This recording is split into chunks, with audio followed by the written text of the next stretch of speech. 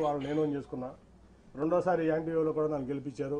దానికోసం నేను కష్టపడుతున్నాను, ఇంకా కష్టపడతా. సో నేను అనేది ఏంటంటే, నేను ఎప్పుడు ఆయన్ని టికెట్ అడగలా, ఈయన్ని టికెట్ అడగలా.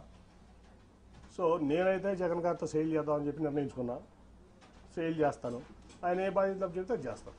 సార్, మీతో పాటు టీడీపీలో సిట్టింగ్ ఎంపీలు చాలా మంది పోటీకి దూరంగా ఉన్నారు, ఎందుకంటే మిగతా ఎంపీల గురించి తెలియదు, కానీ విజయవాడ పార్లమెంట్లో అయితే టోటల్గా 60% టీడీపీ ఖాళీ చేసేస్తాం, దాంట్లో డౌట్ లేదు.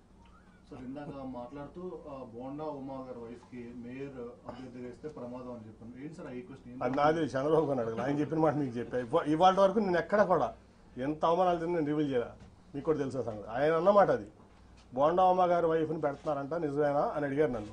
ఇదే క్వశ్చన్ నాకు తెలియదు సార్, నేను అసలు దాంట్లో ఇన్వాల్వ్ అవ్వలేదు అన్న. కాదు అది చేస్తే చాలా ప్రమాదం, నువ్వు ఇమీడియట్గా మీ అమ్మాయిని పెట్టని చెప్పి పంపించారు. నన్ను ఢిల్లీ నుంచి విజయవాడ పంపించారు ఆయన. ఈ మాట ఇవాళ వరకు నేను ఎవరికి చెప్పలా, ఇంక్లూడింగ్ నా సొంత కుటుంబాన్ని చెప్పలా.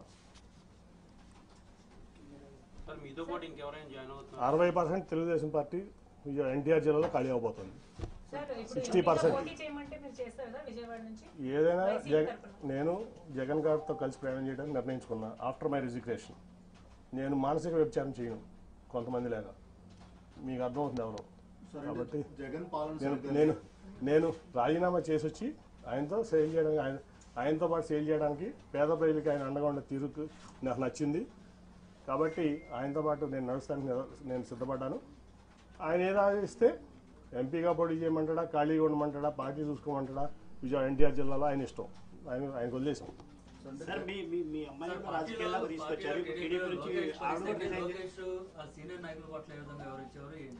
సార్ అవన్నీ చెప్పను, ఒకటైతే చెప్పనా.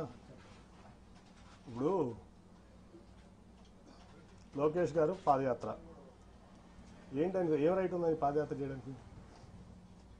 ఆయన గెలిచిన ఎమ్మెల్యేనా, గెలిచిన ఎంపీనా? ఏం రైట్ ఉంది అంటే? చంద్రబాబు నాయుడు గారు కొడుకు కాబట్టి ఓడిపోయినా గెలిచినా నువ్వు ఎట్లా అయినా సరే పార్టీ మీ నాన్నగారిది కాబట్టి నువ్వు ఏదైనా చేస్తావా? ఏం త్యాగం చేసావు ఈ సమాజం కోసం, ఈ రాష్ట్రం కోసం? నువ్వు ఒక ఎంపీ వచ్చి, నువ్వు ఓడిపోయిన ఎమ్మెల్యే, నువ్వు ఒక ఎంపీ వచ్చి నీకు జీహుదురాలా? గెలిచిన ఎంపీ, యాంటీవేవ్లో గెలిచిన ఎంపీ, నీ యోగాలో నేను పాల్గొనాలా? ఎట్లా పాల్గొంటాను? ఏం ప్రోటోకాల్తో పాల్గొంటాను?